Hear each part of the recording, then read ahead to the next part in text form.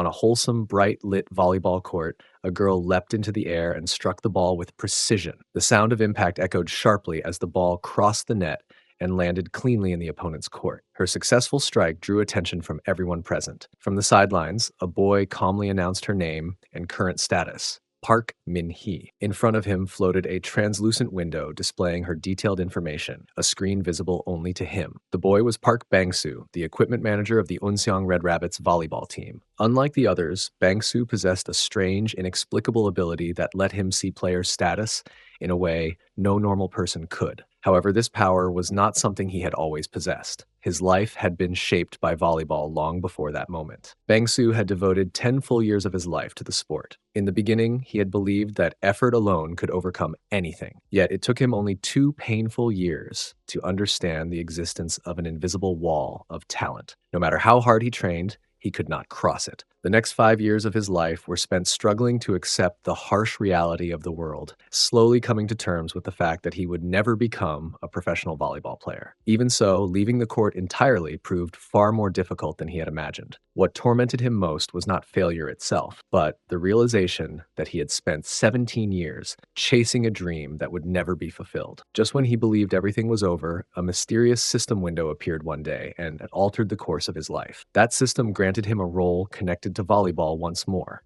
not as a player, but as a manager. For Bang-soo, even that role felt like salvation. Everything changed again when a suspicious message suddenly appeared on his computer screen. It advertised a sports simulation game that had the highest user base worldwide. The game let players manage a virtual volleyball team and compete in a professional league. For Bang-soo, this was the only game he excelled at, simply because volleyball was the only thing he truly understood. The moment he logged in, he found himself assigned as manager of the Red Rabbits. Soon after, strange notifications began appearing before him, filled with unfamiliar, cryptic phrases. To his shock, a holographic screen manifested in real space. These floating displays were known as system windows. Through them, Bang-soo could view every individual's physical condition, abilities, and overall status in precise detail. Whenever he summoned the system window, it appeared without fail. At times, Bang-soo felt uneasy about peering so deeply into others' information, but the system insisted otherwise. It treated this ability as compensation for the years of effort, passion, and dreams he had sacrificed to volleyball. Upon completing his first quest, the system rewarded him with 5 SP points. Each completed quest unlocked new skills, making him feel like a game editor manipulating reality itself. Before he could process these thoughts further, a sudden voice called out his name. Startled, Bang-soo barely had time to react before a volleyball slammed directly into his face. The one responsible was Seaha, a member of the team. She immediately complained about the low air pressure in the ball, shouting that she would not let the issue slide. According to her, several balls had the same problem, and she accused Bang-soo of neglecting his duties and of being present merely to pass the time. Bang-soo quickly bowed his head and apologized. However, instead of accepting it, Seaha tossed the ball back at him and coldly ordered him to clean up the entire mess before the afternoon match. He hesitantly agreed, overwhelmed by embarrassment as the other players watched in silence.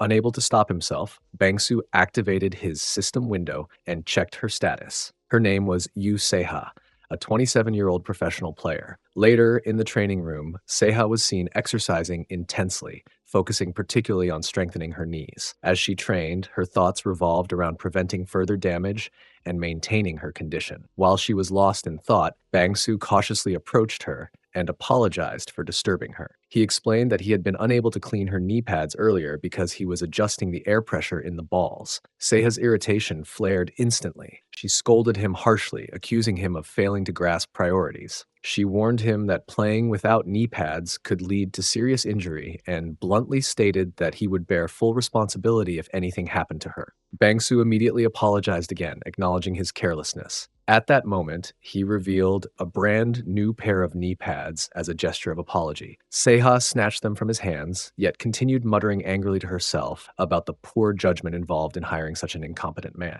Unnoticed by her at first, Bang-soo had written a short motivational note on the knee pads, encouraging her to give her best performance in the upcoming match. Instead of feeling encouraged, Seha grew even more irritated. Overcome by frustration, she kicked Bang hard in the chest, sending him crashing to the ground. She berated him mercilessly, calling him a nuisance and warning him never to cross the line with her again. Placing her shoe firmly on his chest, She ordered him not to get up. Bangsu frowned, but did not resist. Seaha had once been the wing spiker of a championship-winning team. However, after suffering a serious injury, she had been reduced to a substitute on one of the league's worst-performing teams. The humiliation and anger stemming from that fall weighed heavily on her, and Bangsu had become the unfortunate outlet for her accumulated stress. Despite everything, Bangsu acknowledged inwardly that Seaha was a diligent, disciplined, and highly professional athlete. After some time, Bangsu quietly used his SP points to adjust Seaha's stats through the system window. As the system activated, Seaha felt a strange sensation spread throughout her body. Moments later, when an opponent attempted a decisive spike,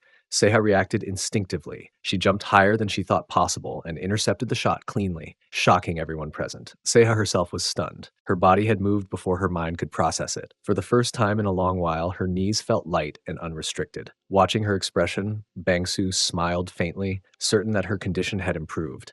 It was his silent gift to her, restoring the abilities she had lost after her injury. Once practice ended, the team dispersed to rest. While showering, Seha reflected on the day, realizing that she felt genuinely happy. Her body had moved exactly as she wanted it to. Still, confusion lingered. Her routine training, meals, and rest had not changed, so she could not understand the sudden improvement. Determined to uncover the truth, she declined a teammate's dinner invitation, saying she wanted to take a walk first and would join later. She believed that if she could identify the cause, she could maintain her renewed condition. While walking, she noticed Bangsu nearby. He greeted her with a smile and casually claimed that his massage had given her strength. His words made her frown instantly, and she demanded a proper explanation. She pointed out that her body had been in poor condition that morning and had only improved after receiving the knee pads from him.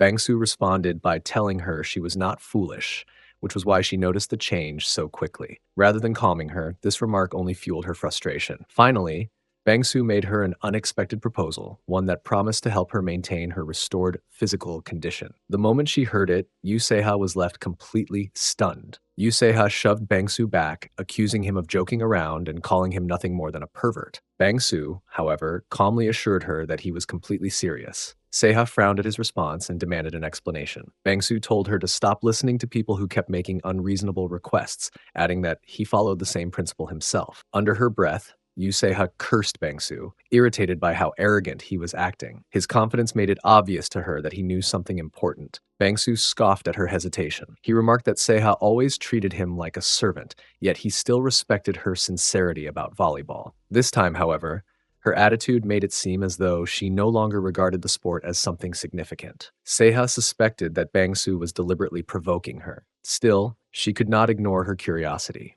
She wanted to understand the reason behind her sudden improvement in condition. If she could uncover the truth, she might finally continue playing like a professional again. At that moment, Bangsu coldly ordered her to remove all her clothes, including her undergarments. His words made Seha grit her teeth in frustration, but soon after, they began their workout session. The training was intense. By the end of it, Seha was completely exhausted. Yet her desire for answers only grew stronger. Just as she was about to question Bangsu about the so-called miracle behind her recovery, the sound of approaching footsteps startled her. Two members of the volleyball team passed nearby, chatting casually, before noticing Seha and Bangsu standing together. The girls questioned why Seha was there, noting that she was supposed to be out for a walk at that time. Hesitating for a moment, Seha lied, claiming Bangsu had been in an accident and that she was simply helping him. The girls accepted her explanation and advised her to stop worrying about Bangsu. With that, they left. Bangsu apologized quietly, but Seha, overwhelmed with frustration, shouted at him to get lost and warned him not to tell anyone about what had happened that day. She then walked away, leaving Bangsu behind. The next day, the match was about to begin.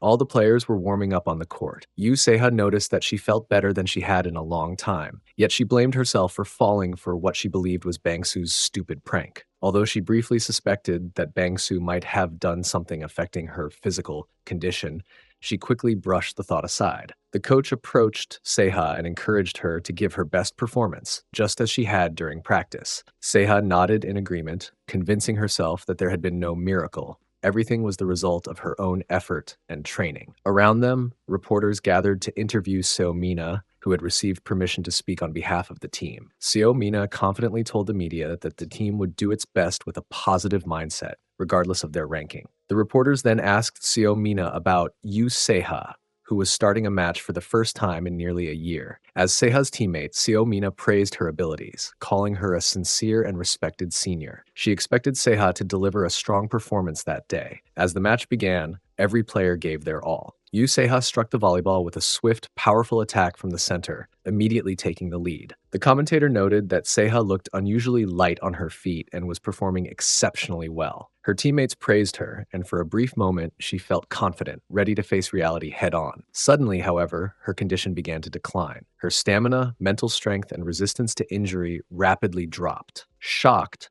Seha realized that this was the same sensation she had experienced the day before. Just then, the ball came toward her, but she missed the shot entirely. The commentator remarked on how it should have been an easy play, making the mistake even more noticeable. Pain surged through Seha's knees once again, leaving her shaken on the court. After the first set of the match, Seha's team decided to make a substitution. Seha was taken off the court and replaced by Yoon Subin. As the change happened, the commentator remarked that it seemed Seha had not fully recovered yet. However, he added that once she regained her condition, she would likely return to lead the team again. His words stood in sharp contrast to the coach's confident remarks before the match had begun. The tension was palpable, and everyone could sense the desperation from a team ranked last. From inside the facility, Seha listened quietly to the ongoing commentary. At that moment, Bangsu approached her and mentioned the second shot she had received earlier, asking if she had noticed anything unusual. He explained that after adjusting her physical condition, he had sensed something strange in her ability and was curious how she herself felt. Seha, overwhelmed by frustration, shouted in response, but before she could continue, a sharp pain shot through her knee, forcing her to collapse onto the floor. Bangsu immediately advised her not to push herself too hard. He warned that even a small lapse in caution could result in another serious injury. He then told her that he had finally made everything clear, especially since she had initially refused to believe him. Holding out his palm, he told her that her control now rested in his hands. He encouraged her to do whatever she wished, but warned that if she continued to doubt him, she would suffer the consequences the next day. Smiling lightly, he told her to stop frowning, reminding her that today presented a rare opportunity. With a confident tone, he declared that the Monkey King would fly once again and extended his hand, asking for her approval of their deal. Suddenly, Bangsu revealed his weapon, catching Seha completely off guard. She blushed deeply, becoming flustered by the unexpected display. Despite her embarrassment, the two of them soon began their workout session together. As they trained, Bangsu reflected on Seha's past. She had fallen from grace long ago, a rookie once praised as a prodigy. Back then, he had only ever seen her on television, shining like a distant star. He had believed that someone like him would never reach her. Yet when he finally met her in person, her surprisingly foolish and blunt personality shattered that illusion. That contrast was what awakened something in Bangsu. Seha constantly tormented him without reason, forcing him to endure her whims again and again. Still, training alongside her today, even during simple cardio, felt strangely beautiful to him. Meanwhile, the match continued outside. Bangsu informed Seha that it was time for the players to take a break, causing her to flinch in surprise. Soon, the rest of the players returned inside. One of the girls announced that she was going to check on Seha. Hearing this, Seha grew anxious, hoping they would not enter. She feared that being seen in her current state would be unbearably embarrassing. When the girl opened the door, Bangsu stood there, leaving her visibly surprised. Bangsu calmly explained that Seha had complained of a headache and had asked him to fetch medicine for her. He told the girl to return to the others, adding that he was leaving as well, since Seha wanted to rest alone. This explanation only made the girl more worried, and she considered calling the coach. Bangsu insisted that Seha simply needed rest and would be fine afterwards. The girl suspected that Bangsu had once again upset Seha using the equipment, but he firmly denied the accusation. After some time had passed, Seha went to visit the coach in his office. The coach spoke seriously about her health and scolded her for not taking proper care of herself. Seha apologized sincerely and promised that she would look after herself better and perform much better next time. Unbeknownst to her, Bangsu was observing everything through his status window. In another scene, Seha could be seen training intensely at the gym. Her knees no longer hurt, and her condition felt better as she worked to rebuild herself. She believed that Bangsu had helped her in return for the favor she owed him. As Bangsu watched her train, the two of them soon began another workout session together. At one point, Bangsu squeezed her balloons. Suddenly, Seha's eyes flew open. She realized that everything she had just experienced was only a dream. Her heart raced as she lay there, breathing heavily, thinking of it not as a pleasant dream, but as a complete nightmare. That morning, back at the volleyball court, Bangsu felt that things could not be left unresolved. He believed something had to be addressed. As he was thinking this, Seha approached him, called out his name, and demanded the practice equipment. Before he could respond, she seized his arm and pulled him inside. Outside, one girl casually remarked on the poor quality of the equipment, while another watched them leave, growing suspicious of the strange atmosphere between Bangsu and Seha. Inside the room, Seha grabbed Bangsu by the collar and demanded an explanation. He was bewildered, wondering whether she wanted the same kind of physical steadiness she once asked for, but she denied it at once. Instead, she insisted that he explain what he had done to her body. She said that ever since their last workout together, her body had felt unbearably warm, and she had been unable to calm herself. Bangsu refused to accept responsibility, but before she could finish her sentence, embarrassment stopped her words. Even so, he began to suspect that she was seeking help to relieve the confusing urges she was experiencing. Seha shouted at him to stop entertaining such foolish ideas, insisting that she was not the type of person who would lower herself to ask him for that kind of help. Maintaining a calm expression, Bangsu explained that he had only done what was necessary to keep his promise to return her body to its normal state. Seha clenched her teeth, frustrated that he kept retreating when, in her view, he was the one who had caused her current condition. Bangsu wondered privately whether what she truly wanted was some form of comfort or pleasure from him, and the thought left Seha stunned. He went on to mock her lightly, suggesting that she had come to him for a kind of satisfaction she could not achieve on her own. He even offered to help her again, as he had before, which only deepened her frustration. Seha shouted that she was foolish for even talking to him. Meanwhile, Bangsu was curious about why she spoke so aggressively after the two intense encounters they had already shared, and his curiosity made her even more flustered. She blamed him again, while he countered that she had come seeking help, and that her distracted state was even affecting her performance. Seha suspected he was about to propose an improper idea under the guise of cardio training, right then and there. Believing she was simply doing what he wanted because she needed help, regardless, he removed her outer garments for practice. After that tense moment of misunderstanding, the two of them finally turned their attention back to their workout, each carrying their own thoughts and unspoken emotions. Bangsu felt on edge, convinced that someone might walk in at any moment. He still could not believe that Seha would agree to a workout session with someone she considered insignificant like him. After they finished, Seha returned to her own training routine at the gym, but her concentration slipped. She kept thinking of Bangsu and grew irritated with herself for being distracted. She had never experienced these sensations before, and the unfamiliar rush of thoughts made her body feel uncomfortably warm, as if strange emotions were rising from deep inside. Meanwhile, Bangsu worried that Seha might misunderstand the situation. He felt guilty and told himself that whatever she was feeling physically had nothing to do with any special power of his. The only ability he believed he possessed was to influence volleyball-related performance. Beyond that, he had discovered he could subtly alter players' conditions, psychological states, goals, and motivations. He could also sense real-time information beyond simple statistics, allowing him to read others more deeply. Because of this, he already knew Seha's condition was unstable, though he had never imagined she would become so overwhelmed by desire. Oddly, he thought the situation had turned unexpectedly in his favor. Checking his phone, Bangsu noted that only 17 minutes remained before the washing machine finished its cycle. He planned to transfer the load to the dryer and then wash the next batch of clothes. Using that time frame as an excuse, he suggested to Seha that they complete their cardio together so she could regain her composure and return to her usual self. He assumed she would not want her performance to suffer because of emotional turmoil. This realization left Seha frustrated. She felt as though she kept getting outmaneuvered by him,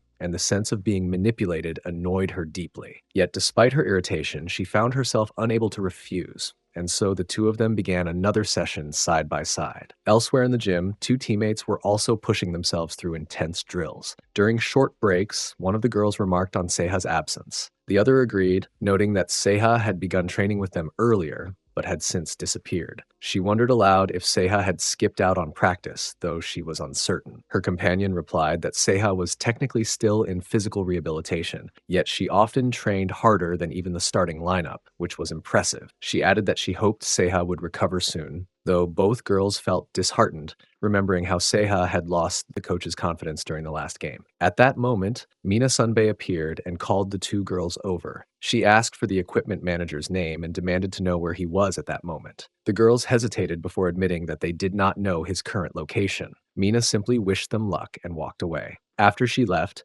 The girls exchanged annoyed glances and quietly criticized her recent change in attitude. They noticed she showed no sign of sweating, suggesting she had not trained at all. To them, it seemed Mina only sought attention and put in minimal effort, which made it even more frustrating when the coach favored her. They complained that Mina practiced only half-heartedly, yet still received more recognition than Yu Seha. Meanwhile, Bangsu and Seha were locked in another demanding training session, pushing themselves to their limits. Seha felt utterly exhausted, while Bangsu's thoughts drifted back to how she had treated him in the past. She had always looked down on him, seeing him as little more than a tool or servant to order around. Now, however, the situation seemed completely reversed. He briefly worried that if anyone from the crowded second floor barged in, they would be discovered. Seha cursed him for realizing this danger so late, but he calmly responded that the third floor was reserved for employees and would likely be empty. He suggested they move upstairs and told her to go ahead in the same low posture they had been using during cardio, which shocked her.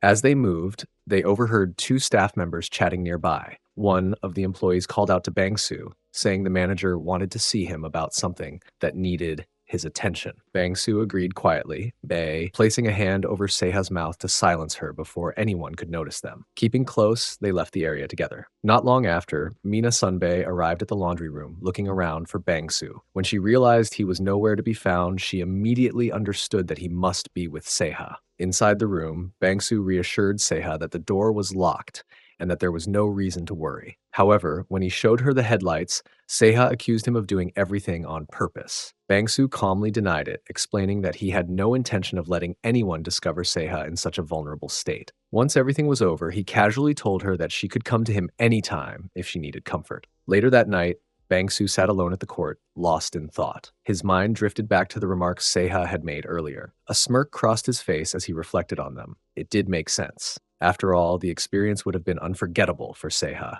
The idea of those intense cardio training memories lingering in her mind seemed almost frightening. Yet, he realized that Seha was continuing to trap herself in those thoughts. Standing at the volleyball court, Bangsu wondered how far he could go with his abilities.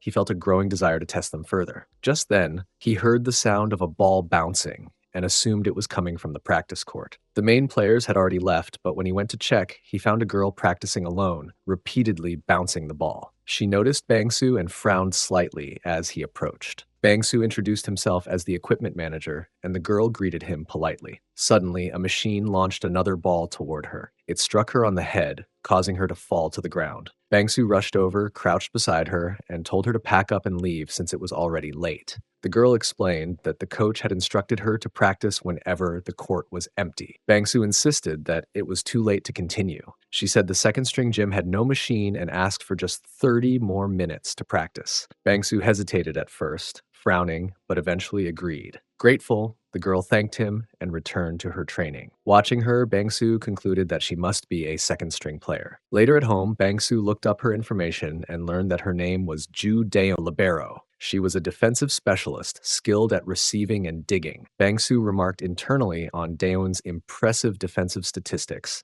and wondered why he had never noticed her before. He soon realized that the second-string players used a different gym from the starters, and since taking his role seriously, he had been too focused on accommodating Seha to pay attention to others. The next morning, Bangsu unexpectedly ran into Deon, who greeted him warmly. Surprised, he listened as she explained she was heading to the court and they would take the same subway to work. She thanked him again for letting her practice late the previous night and promised she would do her best today because of his kindness. She also informed him that, starting that day, all second-string players would scrimmage as part of a performance evaluation. Strong results could lead to a contract extension or even promotion to the starter lineup. Bangsu smiled gently and wished her good luck. However, deep down, he believed that achieving her dreams would be extremely difficult with her current stats. At the court, Deon played alongside her team, but something went terribly wrong. She failed to hit even the easiest shot, leaving her teammates stunned. It was unbelievable to see her struggle so badly,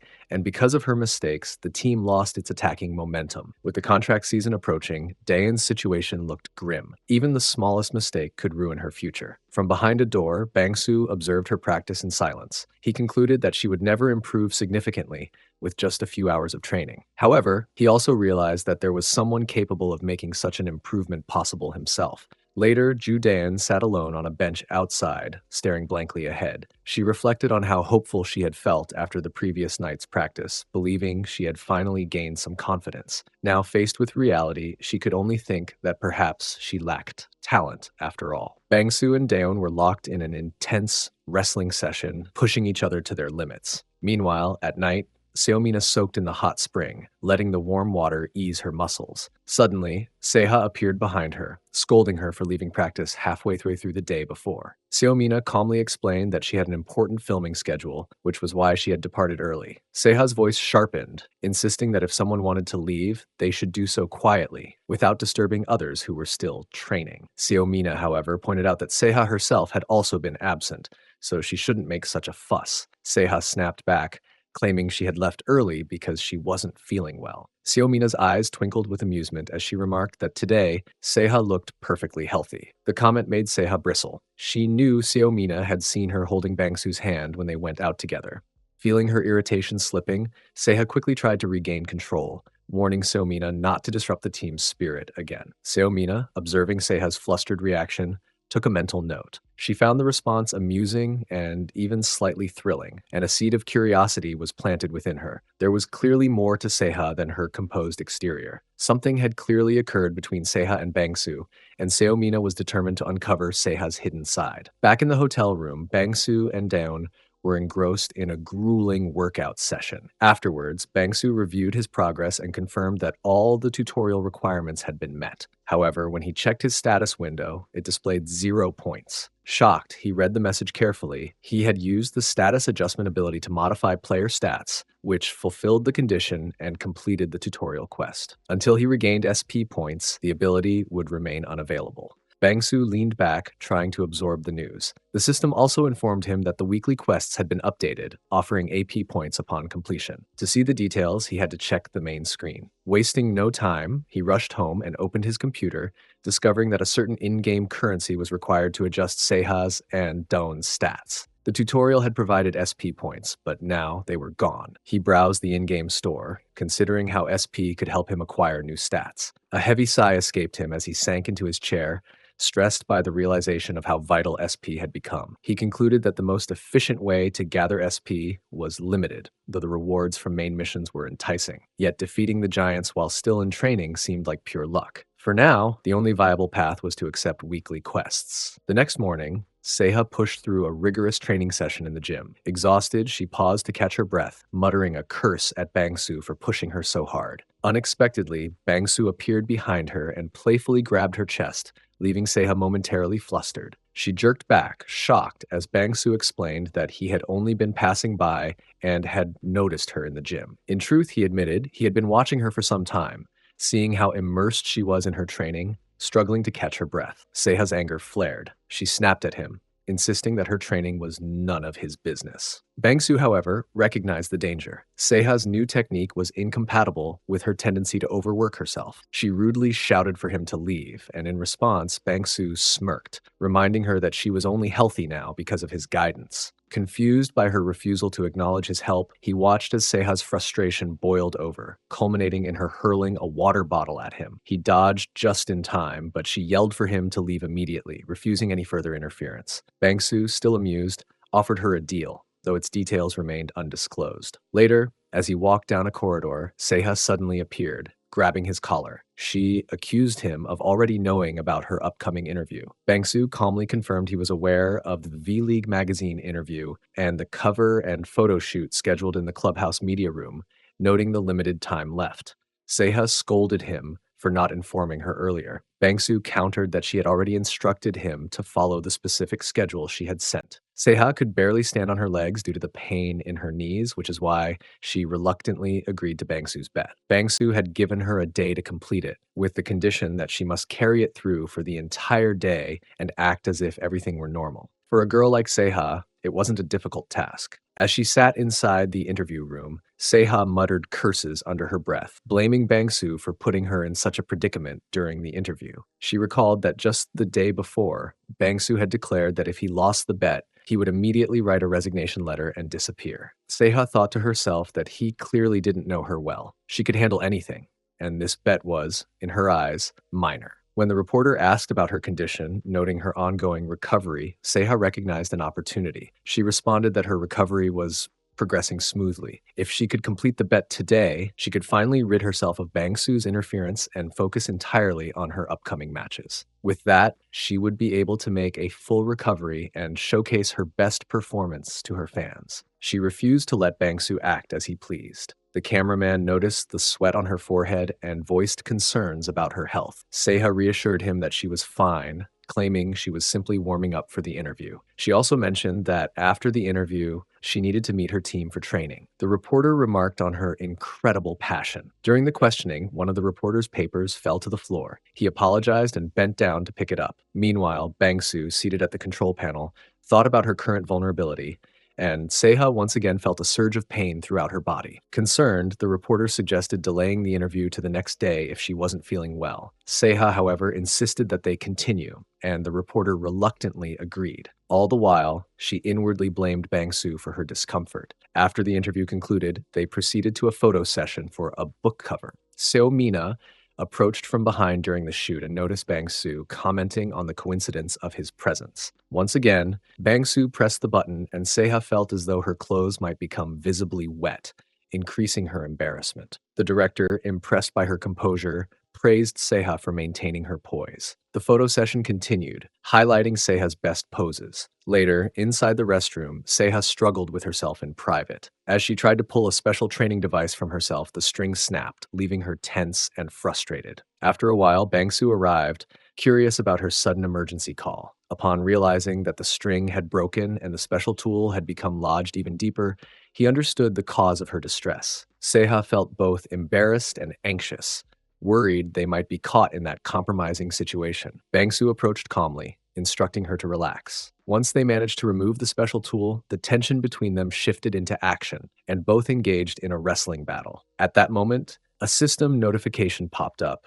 indicating that Yusea's stats had changed and that her complaint had been fully resolved. The submission confirming the resolution of her complaint appeared on the system. Outside, the match between the two teams had begun. Bangsu observed from the balcony as the ball was passed to Son Gehi, who executed a powerful spike. The commentator announced that the Red Rabbits could not stop Son Gehi of the Giants.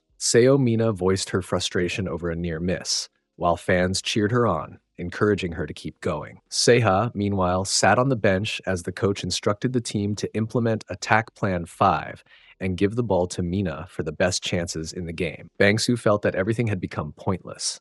It seemed obvious to him that Seha had become a higher priority than winning for both the coach and the other players. In his eyes, the only person still truly aiming for victory was Seha herself. The commentator's voice rang through the arena, declaring that the block had succeeded just as expected, and the Giants stepped over the Red Rabbits to take the lead. So Mina wiped the sweat from her face, praised her team for their effort, and told them to rest for a while. The crowd shouted her name with unrestrained excitement, and she responded with gratitude, promising that their team would win the next time. Watching this, Bangsu compared her to a solitary flower blooming on a rocky cliff, thinking that she truly knew how to charm the audience. Now that she had gained some SP, he realized he could adjust her stats and decided he should begin setting her up as his next target. Suddenly, a warning message appeared before him. He had failed the mission. Because of the team's poor performance, a penalty had been issued. His ability adjustment function was locked, which only fueled his frustration. When he arrived home and checked his computer, he discovered he had gained some SP, yet he could not use his abilities because of the main mission constraints. The mission had never mentioned such a restriction. As he stared at the screen, another system notification appeared, explaining that he might receive random buffs or nerfs based on the team's overall performance. Confused, he realized that this penalty came not from the main mission, but from the team results themselves. As long as the team kept losing, his abilities would remain locked, and he would keep incurring additional penalties. He felt that an equipment manager at the very bottom of the hierarchy, like High M, was powerless in this situation. Yet, he still tried to figure out a way to get rid of the penalty. After checking the volleyball teams, he concluded that while their opponents were not overwhelmingly dominant, they were still strong. He reminded himself that he was not the coach, so his influence was limited, but he believed there still had to be some path toward victory. Meanwhile, on the court, Seha was training with her female coach. The coach complimented her on her improved landing, then examined her knees. Seha said she had focused on her landings as instructed and was now feeling much better. Smiling, the coach pointed out that Seha's earlier knee injury had come from consistently landing on her foot, and that the new method would benefit her in the long run once she grew accustomed to it. She added that Seha's spikes were becoming stronger and encouraged her to keep going. Watching this exchange from a distance, Bangsu reflected that Yu Seha's recovery from her injury was progressing steadily, and even her mental condition was improving, putting her in a position to become a key player for the team. Still, because of her abject performance in the previous game, the coaches did not welcome her participation and refused even to use her as a substitute. Nevertheless, the current Seha seemed far too skilled to be left unused. While he was absorbed in watching Seha, Mina suddenly accused him of being a pervert, remarking that he was staring at Seha far too directly, as if he were going to burn a hole through her. He laughed awkwardly and insisted he had not been staring at her. Mina frowned, unconvinced, and demanded to know why he had been focusing on Seha so intently. He claimed that he had only been picking up his belongings and empty bottles, but she called him a liar, pointing out that his favorite thing seemed to be spending time with Seha Unni. The remark carried a hint of jealousy. Bangsu thought to himself that Mina hardly ever spoke to him, yet today she had initiated conversation. He replied that, as she already knew, Seha was a sensitive person, so it was his responsibility to make sure she felt comfortable. Mina responded sharply, saying it merely looked like he was trying to please his mistress. Bangsu said he was only trying to support Seha because he believed it was his responsibility. Mina then stepped closer to him and remarked without hesitation that she had thought Bangsu and Seha seemed far too close for something as simple as cardio training. Her words left Bangsu stunned, unable to react for a moment. However, Mina soon burst into laughter, making it clear she had only been joking and telling him to relax. She added that she wanted him to feel free to meet her without worrying. She casually placed a toothpick into Bangsu's mouth and instructed him to come to the front gate at 7:30, warning that she would be angry if he failed to show up. Bangsu was left speechless, unable to understand how the situation had suddenly shifted in that direction. Later that night, in a car, Mina was driving and commented on how pleasant the weather felt, hinting that she would like to take things up a notch if no one was watching. Sitting beside her, Bangsu thought about how Mina played the same position as Yu Seha, an outside hitter. Although she was not as skilled as Seha, she had gained an enormous following thanks to her unrivaled beauty and snow-white charm. Because of this popularity, she had brought significant attention to the club through commercials and media appearances, becoming a central figure on the big stage. As a result, Mina had become a key player regardless of her actual performance level. Since both the club and the coach fully supported her, nobody openly complained, even when she skipped practices or missed matches. There was only one exception, someone who did not overlook these things. Including Yu Seha herself, Mina's true focus had narrowed onto one particular person, Park Bangsu, the guy who was always with Seha. Bangsu found himself deeply unsettled by what he had just heard. He could not believe that those sounds, soft, breathless noises filled with overwhelming sensation, could have come from Seha. They sounded like the groans of a girl consumed by happy endings. And instead of feeling any thrill at discovering such a vulnerability, Bangsu felt something closer to uneasy curiosity. It made him question everything he thought he knew. The man who had opened Seha's door earlier was clearly no ordinary person, and that realization lingered heavily in his mind. His thoughts were interrupted when Mina suddenly announced her arrival. Bangsu turned his attention to her as she approached, asking why she had come to the park. Mina, however, teased him by suggesting that perhaps he disliked the park's parking lot. She casually remarked that the place felt especially nice and quiet, noting that there were hardly any people around. As she spoke, she slowly unbuttoned her shirt, appearing completely at ease with the secluded atmosphere. Bangsu reluctantly agreed that the area was indeed calm and deserted. Stepping closer to him, Mina pressed herself against Bangsu, deliberately brushing her chest against his body. With a faint smile, she commented that Seha seemed different these days. Her words left Bangsu confused, and when she went on to openly praise Seha's beauty, his confusion turned into shock.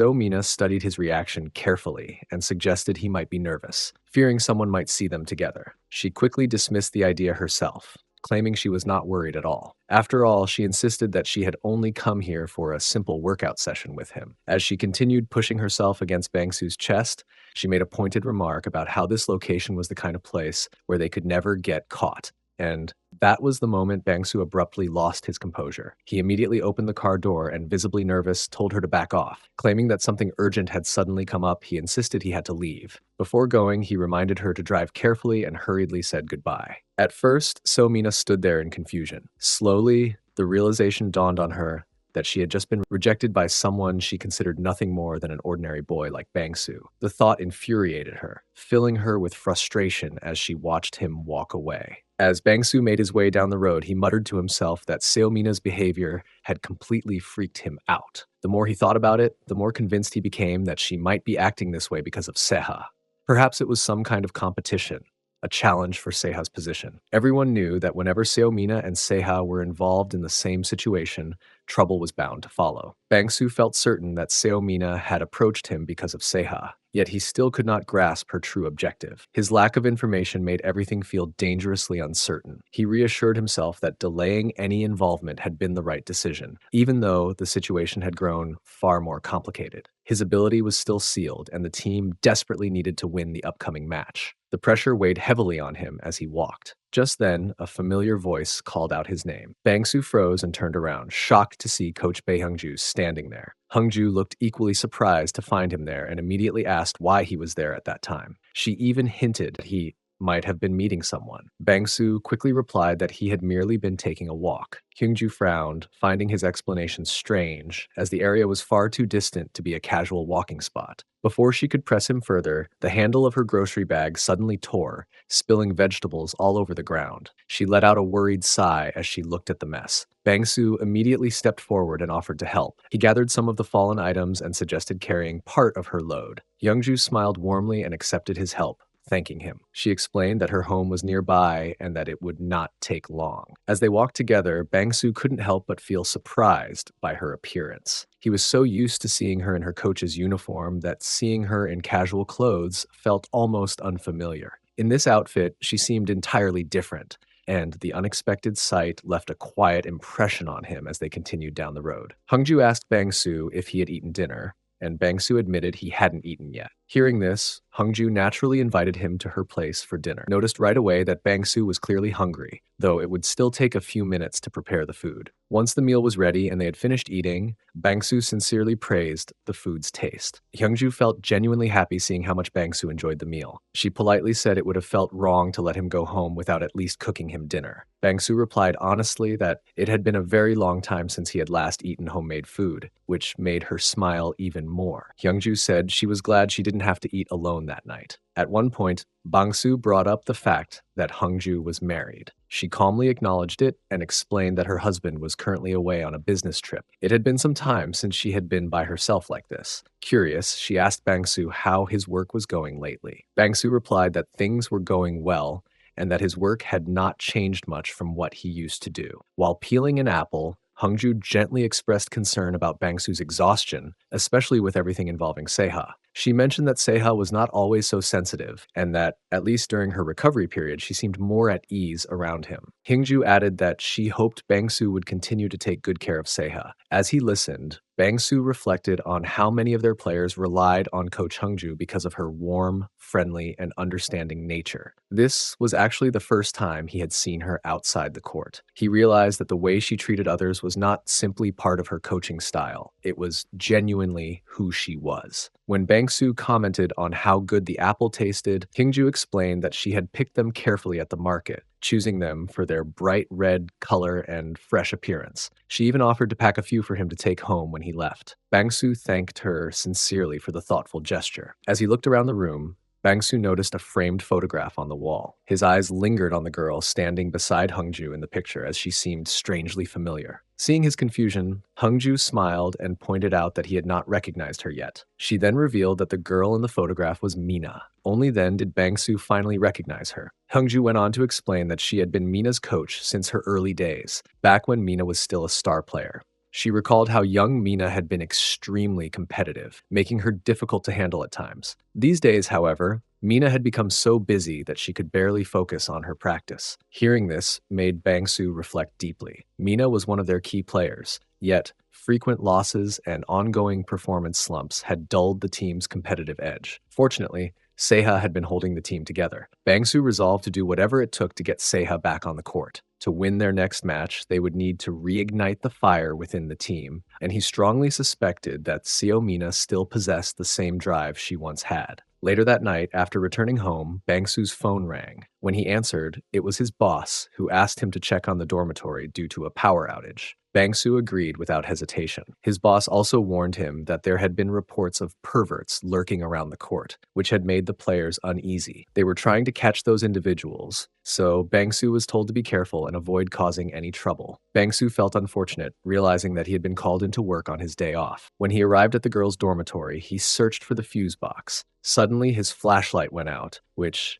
irritated him further as he realized the battery had died as well. Trying to steady himself in the darkness, his hand accidentally touched a door which slowly opened. He froze in shock. He could not see anything inside the room at first. Just then, the lights came back on. In that instant, Bangsu saw a girl in the middle of changing her clothes. Panic rushed through him and his heart dropped as he thought everything was over. He had been caught in the worst possible situation. Instinctively, he moved and covered the girl's mouth to stop her from screaming. He urgently pleaded with her to stay calm, explaining that it was all a misunderstanding and that he had only come because of the power outage. When he finally recognized her, his shock deepened. It was Mina. Mina protested that she could not breathe, and Bangsu immediately apologized and removed his hand. She angrily called out his name, demanding to know why he had entered her room. Bangsu felt cornered, convinced that anyone who saw this scene would misunderstand it completely. He hesitantly tried to explain himself, all while feeling extremely embarrassed upon realizing her state. He apologized again and attempted to leave, but Mina suddenly grabbed his hand, causing him to flinch. The two of them ended up sitting together on the bed. As Bangsu observed her carefully,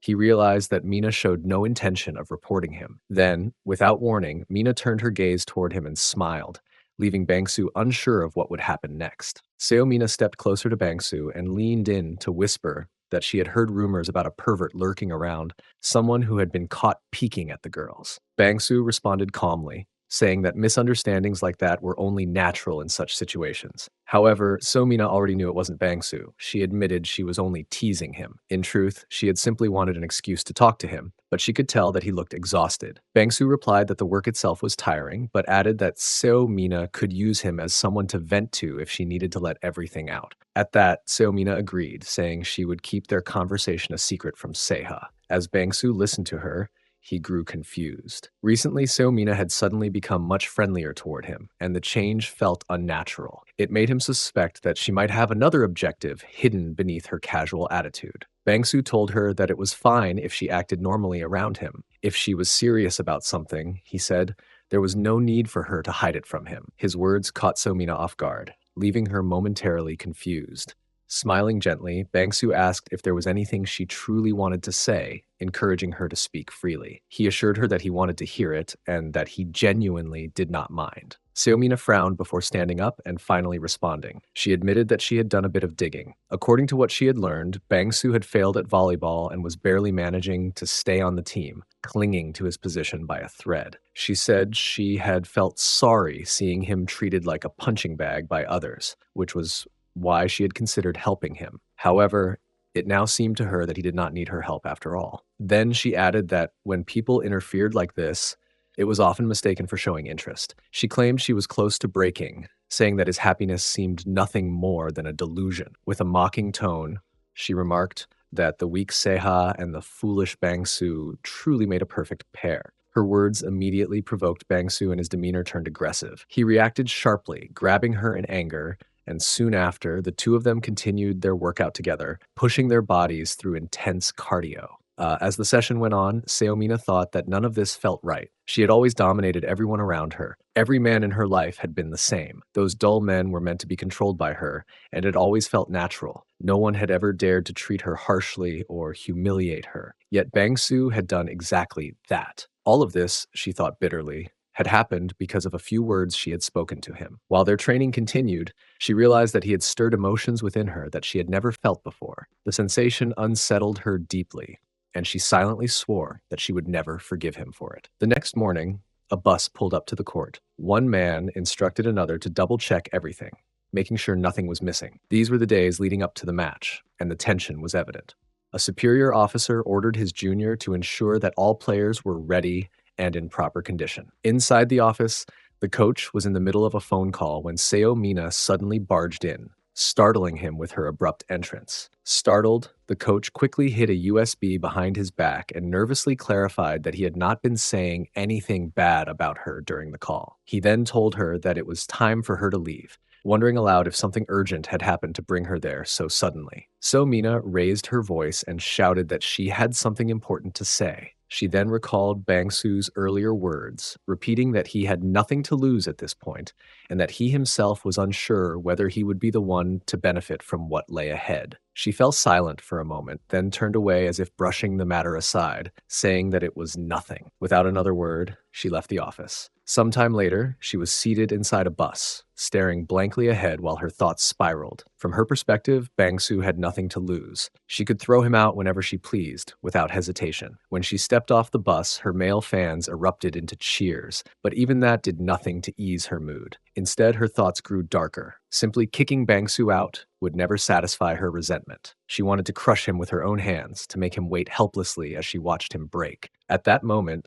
a system notification window appeared, announcing that Mina's motivation was set to increase drastically. Bangsu immediately realized what it meant. Mina's motivation, which had always hovered at rock bottom, had suddenly surged to its absolute peak. Seeing this unexpected change, Bangsu decided to take a gamble. He resolved to bet on Mina in this game, believing it was a rare opportunity. As the match began, the commentator announced that the opposing team had successfully blocked the Red Rabbits' attack. Sky quickly took control of the game's flow, demonstrating overwhelming coordination. It became evident that a team's chemistry could not be ignored. Meanwhile, Mina found herself irritated by everything around her. The lingering anger from earlier still burned within her, making every sound and movement feel unbearable. While Mina struggled with her emotions, Bangsu silently vowed to give her a real chance. He decided to use his remaining spirit points to purchase a new ability. The skill he chose was called Trait Transfer. Beyond basic stats, players possess traits, subtle tendencies that shape their playstyle. With this ability, the unique traits, strengths,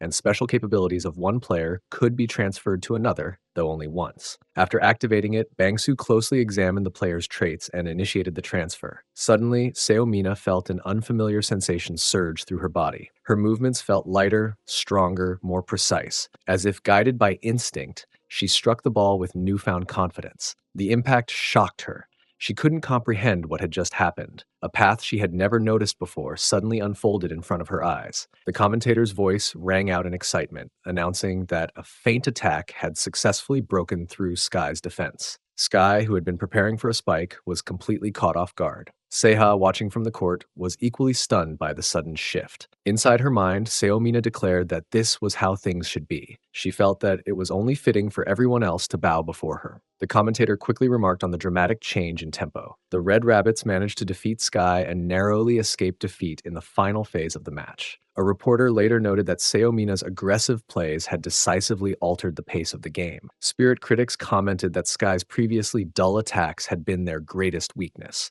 Observing the outcome, Bangsu concluded that his intervention had truly made a difference. With their victory secured, the penalty was lifted. However, he also realized that relying on this method alone would eventually hit a wall. As he remained lost in thought, Mina suddenly appeared before him and pointed out that he was indeed there, accusing him outright. Bangsu turned to face her and, with a calm smile, congratulated her on the win. At that moment, Mina placed her hand lightly on Bangsu's shoulder and warned him not to misunderstand her intentions. She made it clear that she had no intention of forgiving him. She promised that she would repay him properly later, so he had better be prepared. Bangsu accepted her words without protest. Mina then announced she would take leave, as she had other matters to attend to. She instructed him to move all the fan gifts she had received into her room. Unbeknownst to them, Seaha had been standing nearby, silently listening to their entire exchange. Later, outside the building, Bangsu busied himself fitting all the gifts into the bus, one after another, as the weight of the day finally settled in. He reflected that he had barely managed to squeeze everything into the luggage compartment and the back seat of the bus, feeling relieved yet already worried about having to unload it all later. Just as he was about to step away, Seaha appeared in front of him and blocked his path. When Bangsu asked her to move aside, she pressed her hand firmly against his chest to stop him, and, with clear frustration in her voice, accused him of chasing after Mina even though he already had her. Before the tension could escalate further, Coach Hunju arrived and instructed everyone to get on the bus because it was time to leave. Even as they boarded, Seha told Bangsu that they needed to talk. As the bus continued on its journey, a girl called out to Seha and offered her a seat beside them, but Seha politely declined, saying she had something she needed to discuss with Bangsu. From where she sat, she overheard a blue-haired girl enthusiastically praising Mina's performance, sounding genuinely surprised by it. Another girl added that during the middle of the match, Mina had completely torn apart the opposing team's defense. The blue-haired girl agreed, saying that it felt like watching a completely different person. Seha listened silently, keeping her thoughts to herself. Breaking the silence, Bangsu commented that everyone seemed to be gossiping about Mina's outstanding play, and he also acknowledged how impressive she had been.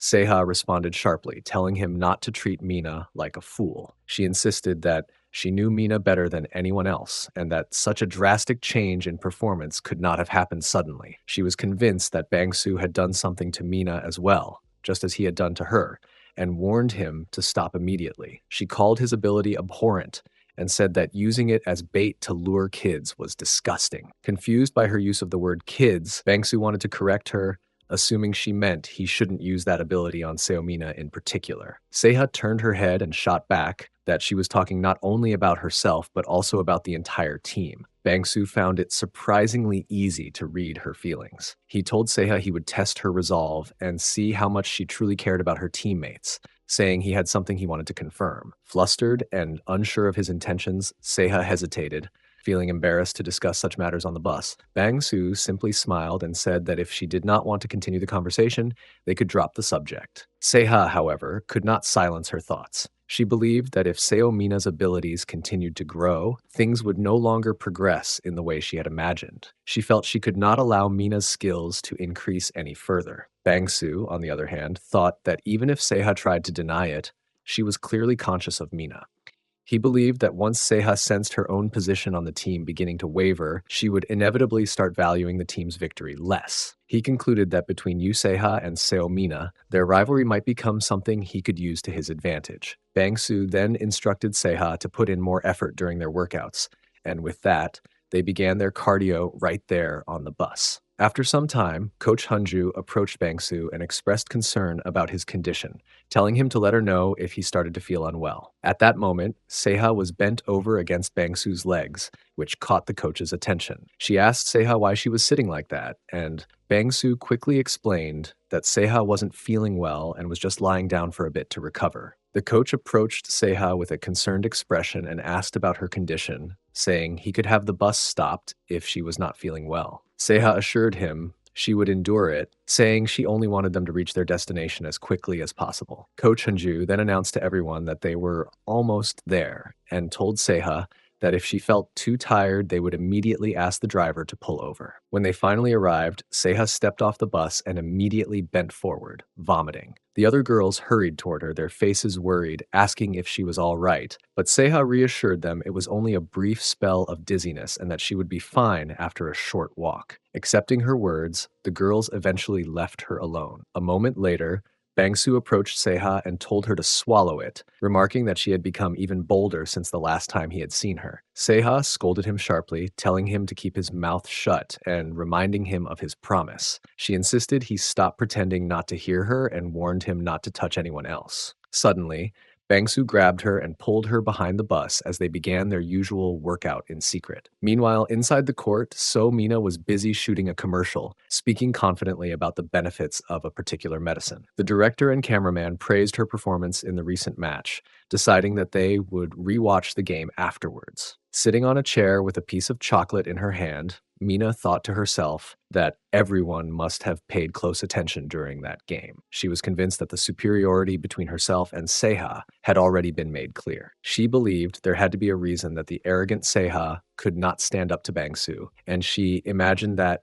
with this opportunity, she might even be able to push both of them out of the picture. On the other hand, Seha and Bangsu continued their hidden cardio training, focused only on each other and the moment. By evening, all the members of the Rabbit team and their coaches were gathered together, celebrating their victory. The head coach proudly praised himself for choosing Seomina declaring that thanks to her, they had scored a major success. Bangsu agreed with the head coach's self-satisfaction. The head coach called out to Hunju, praising the incredible job she had done. Although Hunju felt uncomfortable with how close he was standing, she still expressed her gratitude. His hand moved casually from her shoulder to her thigh, flustering her even more, while he continued speaking about how he knew the effort she had put in even when she wasn't in the spotlight. He poured her a glass of wine and urged her to drink, then began boasting about how he had made a small profit from stocks, saying it was thanks to Mina, who had anticipated the rise. According to him, the key was knowing when to pull out at the right time. He suggested a second round of drinks, claiming he would teach Mina a few tricks of the trade, and Mina agreed readily. When he asked for Hunju's opinion, she also agreed, despite the deep discomfort she felt. He then told her to come to the office early and stay late, adding that since her husband was not at home,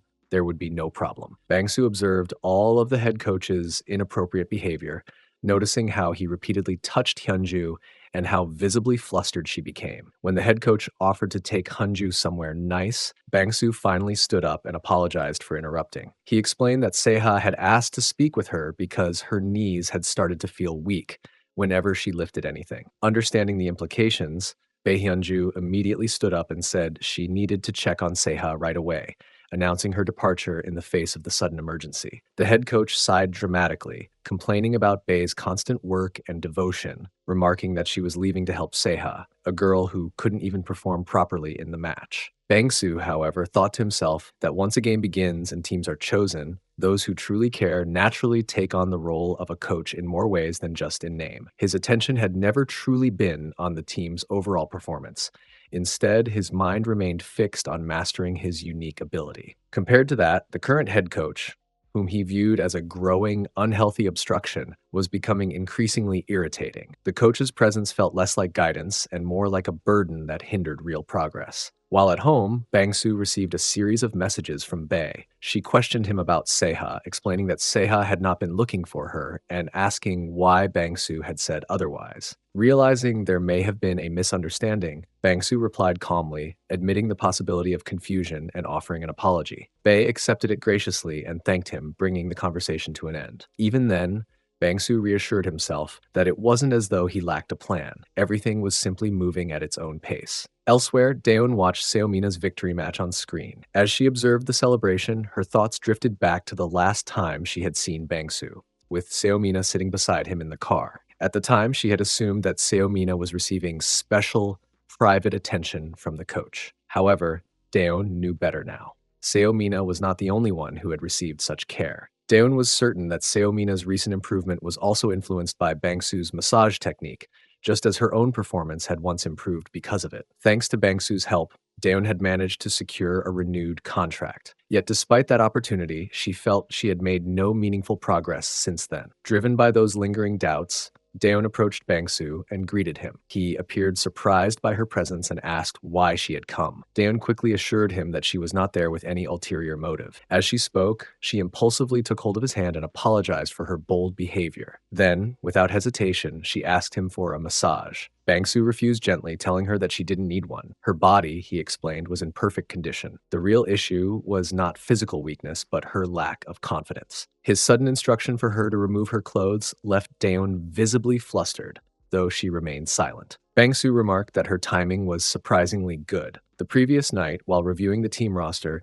he had discovered something noteworthy about her situation. There was a clear reason her performance had failed to reflect her potential. As the daughter of a renowned athlete, she had grown up burdened by overwhelming expectations. That pressure had become a hurdle she had never truly overcome. Instead of pushing past it, she had remained trapped beneath its weight, which only deepened her hunger for improvement. Bangsu wanted to know whether Deon would trust him and follow his guidance completely. He believed that if he took proper care of her, she could become a valuable asset. As Deon stood there, still processing his words and his request, she hesitated. Yet she remembered how effective his methods had been before, and that memory made her uncertainty waver. Bangsu opened the door abruptly and, in one swift motion, pushed Deon out into the hallway while holding on to her discarded clothing before locking the door behind him. The suddenness of his action left her stunned and confused. For a moment, she stood frozen, unable to process what had just happened, before panic set in. She began pounding on the door,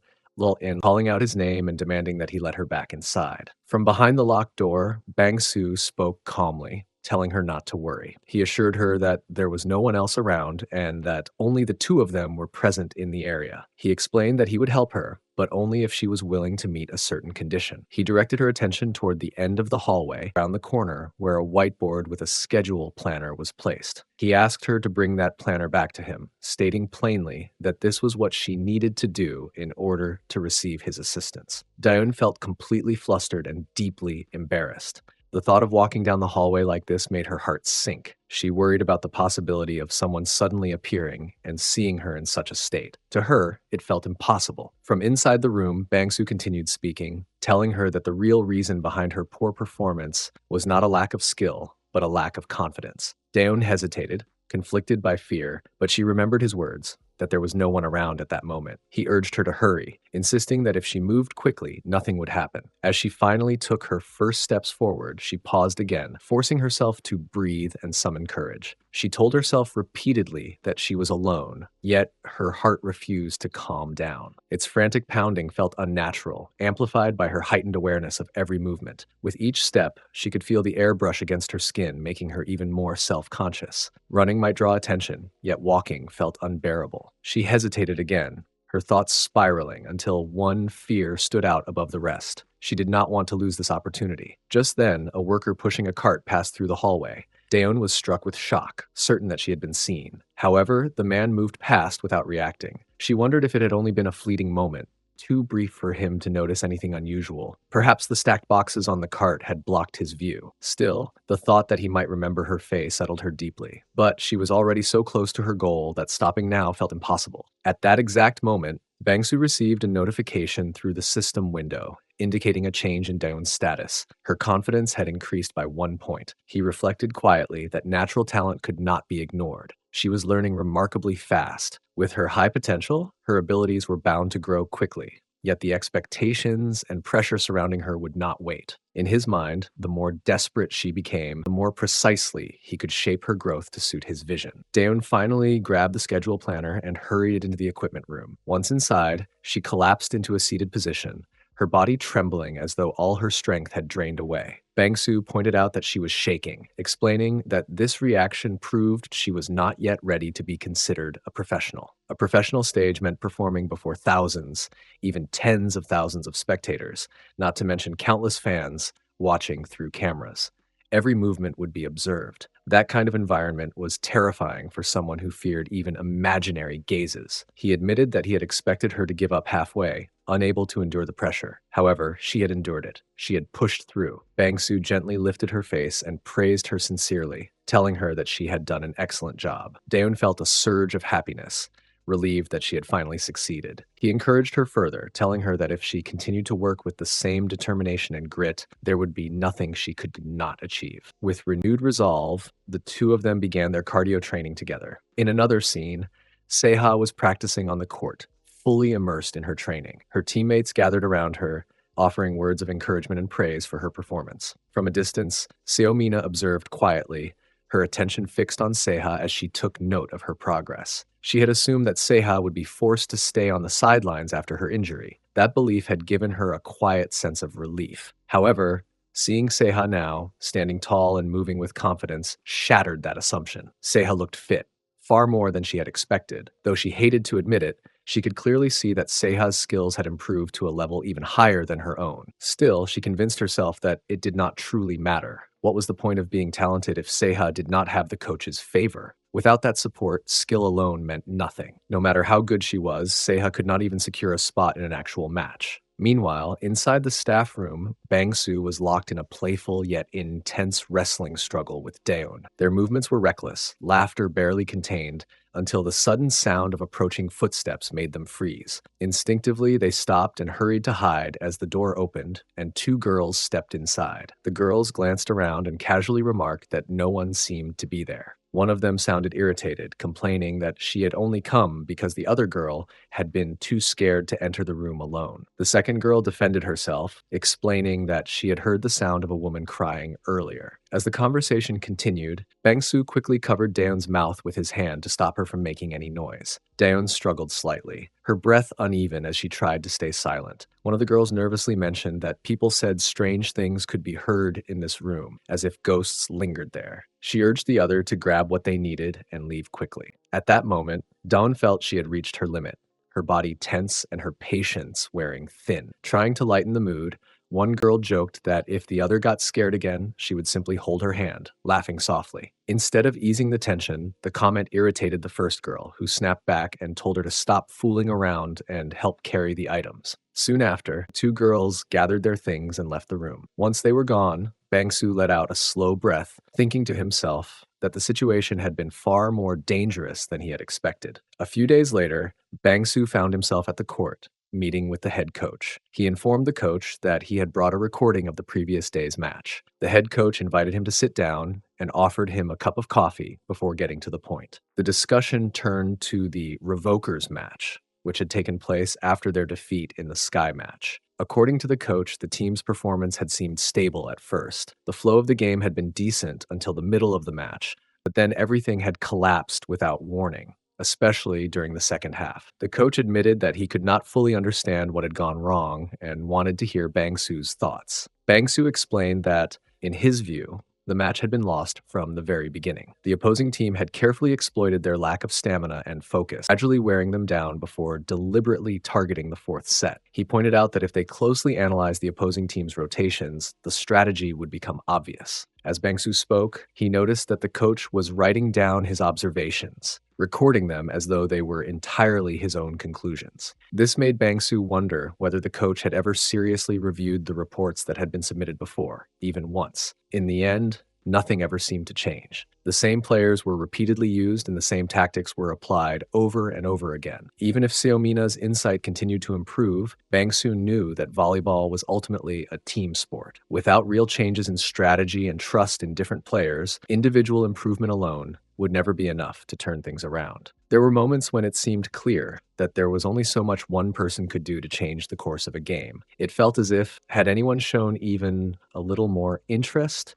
they might have discovered another player capable enough to be substituted in, but that possibility was shut down under incompetent coaching. The training equipment budget had mysteriously vanished halfway through the season, and the selection process for the training camp company made no sense at all. There were clear hints of embezzlement and secret rebates hidden beneath smiling faces and polite announcements. Yet, even with everything that looked suspicious, it still was not enough evidence. They needed something far more concrete. A few days later, the team finished another match in defeat. Once again, a warning flashed across Bangsu's screen, reminding him that time was running out. He felt the urgency weighing on him. He needed solid proof, something undeniable, and he had to find it before things worsened. In the middle of his thoughts, the head coach rushed toward the players after the match, demanding to know where a USB drive was. A small black one, no bigger than a thumb. So Mina stepped forward and said she had just picked it up in the corridor. Before she finished speaking, the coach snatched it abruptly from her hand. He thanked her sharply in a tense voice,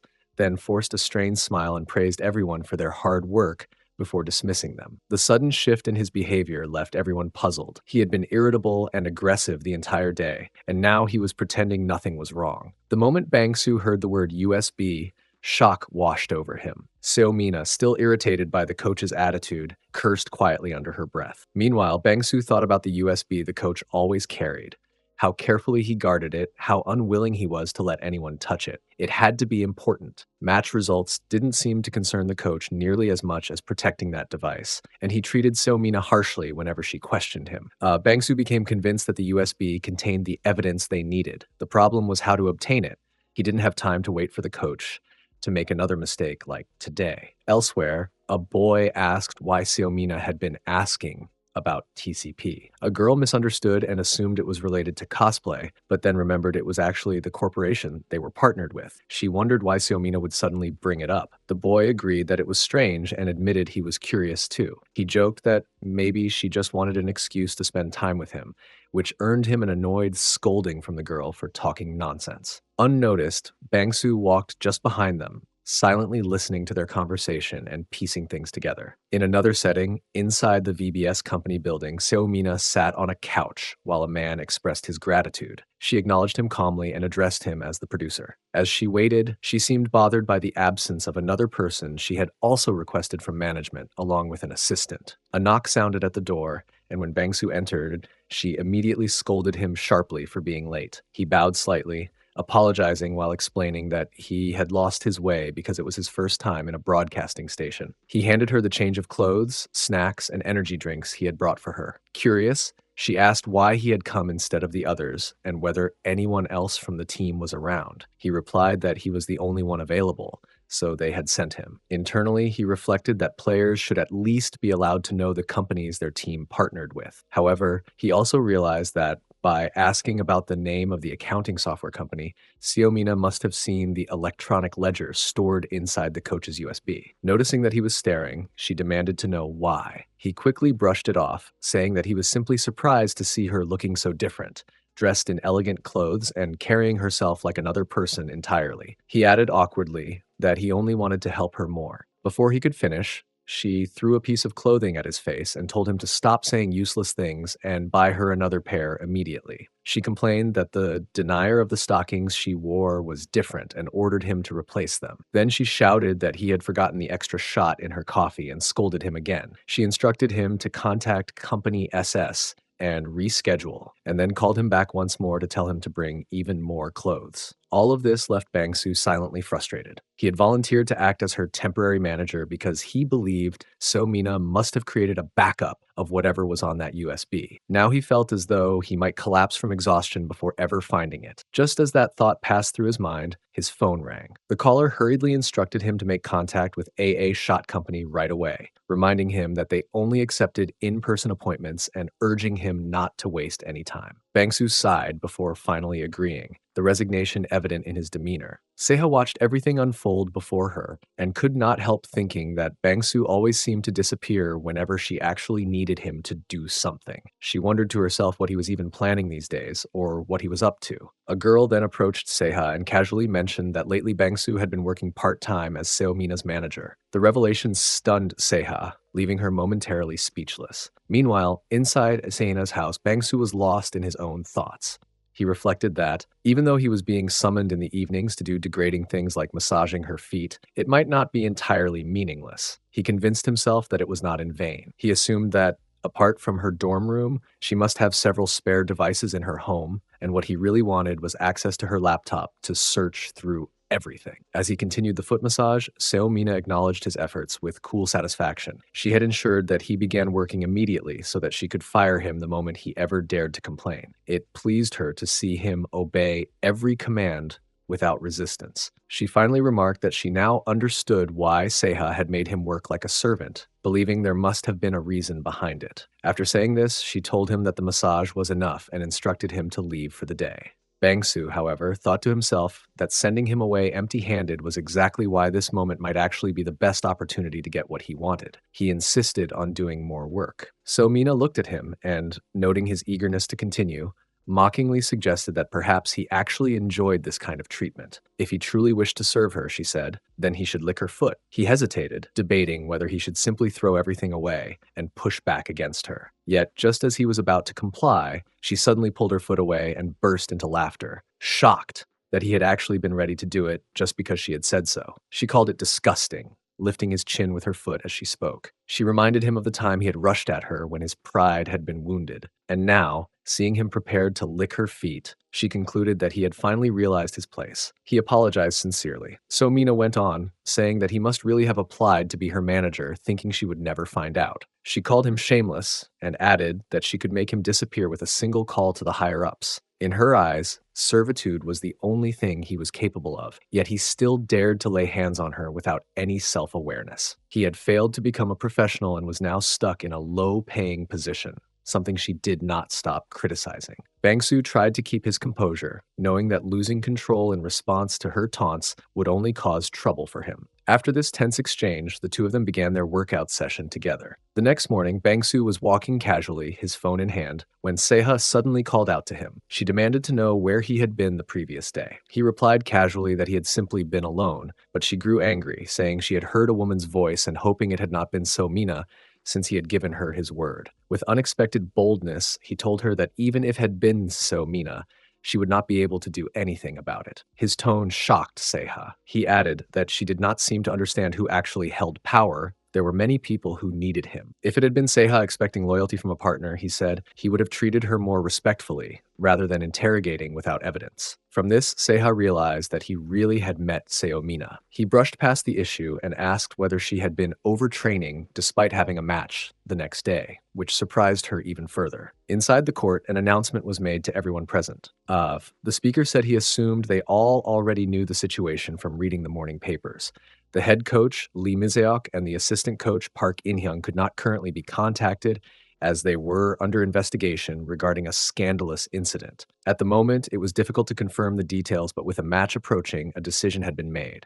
Until the situation was resolved, Coach Bae Hyunju would be taking charge of the team. Bae introduced herself to the players and explained that she had been given the opportunity to coach them until the head coach returned, asking for their cooperation during this period. The announcement visibly irritated Seo Mina. Later, inside the girls' restroom, two players talked quietly. One remarked that the head coach had failed to do his job and had been caught up in such activities as well. The other responded that there was no way the head coach would come out of this situation unscathed after everything that had happened. She did not want to believe it, yet the timing felt far too precise to dismiss as coincidence. As the conversation unfolded inside the restroom, the first girl mentioned that Mina had frequently been asking questions about certain ledgers, which only added fuel to the growing suspicion. Soon after, the truth behind the embezzlement began to surface. The second girl remarked that the head coach had left too many traces behind, speculating that he must have been betrayed by someone close to him. In response, the first girl commented that the head coach was practically a textbook example of someone who trusted the wrong person. That realization led her to wonder aloud whether that explained why Mina Sunbae had been behaving differently lately. The second girl reflected on the past, recalling that Mina had once shown little concern for whether the team won or lost. Now, however, she had become noticeably proactive during matches, actively influencing the game rather than remaining detached. As their discussion ended, the girls exited the restroom, unaware that someone remained behind. From within one of the stalls, Mina quietly stepped out. She had overheard every word of their conversation. Letting out a slow sigh, she realized that everyone believed she had backstabbed the head coach. In truth, her performance had genuinely improved through her own efforts. Still, she could not deny her curiosity about who had truly betrayed him. Later, inside the packed stadium, the commentators' voices echoed with excitement as they announced that the season had entered its latter half. With the playoffs approaching, the shape of the final standings was beginning to emerge. The tension between the two teams on the court, the Red Rabbits and the Green Knights, was almost tangible. Unfortunately, the Red Rabbits were struggling with a lack of stable leadership. Their interim coach, Bae Hyunju, had previously coached at Osung High School, making this match her debut at the professional level. Despite the pressure, it was refreshing to see a new face stepping onto the professional stage. Seha, a highly skilled player who had returned during the early half of the league, was placed on the starting roster for only the second time this season. As Mina passed by Seha, irritation flickered across her expression. Meanwhile, Bangsu reflected on the situation from the sidelines. He was convinced that the notebook containing evidence of embezzlement had revealed a clear leader behind the scheme. Thanks to that report, the head coach had been removed. At this point, the only person Bangsu felt he could rely on was Coach Bae. Without full support from the club, it would be difficult to utilize Seha's abilities to their fullest extent. At the same time, Seomina's rising fame could not be ignored. As a result, it seemed that selecting both Seha and Mina simultaneously had been a calculated decision. Now, everything depended on whether the two players could develop proper chemistry on the court. As the match progressed, the commentators excitedly announced that Seha's powerful spike earned a crucial point for the Red Rabbits. Shortly afterward, Mina switched to an aggressive attack, securing yet another point for the team. The battle continued intensely until the fifth set, where the Red Rabbits finally claimed victory. Following the match, Coach Bae Hyunju approached Seha and gently took her hands, admitting that Seha must have been surprised to be placed on the starting roster. She explained that she had always believed Seha would perform well, and today had proven that belief correct. Overwhelmed with emotion, Seha expressed her heartfelt gratitude for being given such an opportunity. The coach also offered praise to Mina, but Mina chose to ignore her and walked away without responding. Meanwhile, the commentators analyzed the game, noting that the Red Rabbits' two key players had demonstrated uniquely creative attacks. However, they also pointed out numerous mistakes in their offensive coordination, suggesting that the coach would need to address these weaknesses moving forward. Later that evening, Seha could be found working out alone in the park. She reflected on her performance, feeling that she had lost her pace during the latter half of the match. Due to her limited participation in previous games, nervousness had taken its toll on her endurance. She knew she could not afford to lose this opportunity simply because her stamina failed her. As she trained, Bangsu arrived and voiced his concern about her health, noting how intensely she was pushing herself early in the morning. He commented that it seemed she had nothing else to do over the weekend, adding that himself was also a busy person. Seha immediately stopped him from continuing his rambling and told him to follow her instead. She admitted to herself that she had felt deeply irritated when he failed to answer her calls earlier, yet now, having him in front of her again, she felt oddly more at ease. At that moment, Bangsu's phone rang. He apologized and explained that something urgent had come up and that he needed to leave. Seha, her tone sharp, demanded to know where he thought he was going. Bangsu replied that he was still Mina's manager and that Mina had called him to come to her house. Seha could not help but assume that Bangsu was leaving simply because Mina had summoned him. The thought lingered heavily in her mind that something might be going on between the two of them. Shortly afterward, Bangsu arrived at Mina's place and announced himself. Mina immediately asked whether he had brought the car, and he confirmed that he had. When Mina stepped outside, she accused him of arriving late, to which Bangsu responded with a light smile, saying he had come as quickly as possible. As Mina moved to sit inside the car, she froze in surprise upon discovering that Seha was already seated inside. Bangsu had not imagined, even for a moment, that Seha would follow him so quickly after he mentioned that he was going to meet Mina. It was completely unexpected and far from what he had envisioned when he agreed to run Mina's errands. The moment Seha appeared, quietly settling into the car as if it were the most natural thing in the world, Bangsu realized that the situation had already veered off course. Mina, on the other hand, seemed perfectly at ease. With a bright smile, she offered Bangsu a small box of cookies, explaining that she had bought walnut cookies earlier when they stopped at the rest area. Bangsu, who had been driving for quite a while, welcomed the sugar without hesitation. Mina leaned closer and casually placed a cookie directly into his mouth, watching him eat it as if it were the most ordinary gesture. Seha immediately scolded Mina, raising her voice and warning her that it was dangerous to behave like that while Bangsu was driving. Mina merely laughed and taunted her in return, remarking that it was usually the person sitting in the front seat who did such things. She glanced pointedly at Seha and added that Seha seemed far too comfortable sitting quietly in the back. That comment struck a nerve. Seha shouted back, insisting that Mina had no right to such things, especially when Mina herself had been the one who called Bangsu to run errands for her over the weekend. Seha clarified sharply that she was only carpooling because her destination happened to be along the same route. However, Mina's expression shifted into one of doubt. She questioned Seha's explanation, calling that Seha had claimed her friend lived near Mina's photoshoot location. The coincidence felt too convenient. The same day, the same place. Seha, growing increasingly frustrated, shouted that she was being serious. Meanwhile, Mina silently observed her, convinced that Seha was there solely to keep an eye on her. Mina could tell just by Seha's stiff posture, her sharp tone, and the way her gaze never strayed for long. To Mina, it was obvious. Seha might not have wanted to admit it, but she had followed them, and that alone was her mistake. Even if Seha refused to accept it, a deep sense of helplessness crept in as she became painfully aware of the difference between herself and Mina. Trying to regain some composure, Seha offered Bangsu a bottle of water. Bangsu instructed her to place it in the drink tray instead, explaining that it would be dangerous for him to drink while driving. Though irritated, Seha agreed, her movements stiff and tense. Mina burst into laughter at the exchange, clearly amused by Seha's barely contained frustration. When they arrived, Bangsu offered to arrange a car for Seha so she could leave comfortably. Seha declined, saying it was fine and that she could go on her own. Bangsu reminded her to be careful, while Mina casually announced that she needed to change inside the car because they were running out of time. With a teasing smile, she even invited Bangsu to come and side with her. That single comment immediately caught Seha's attention. Mina went on to explain that the photoshoot would take place outdoors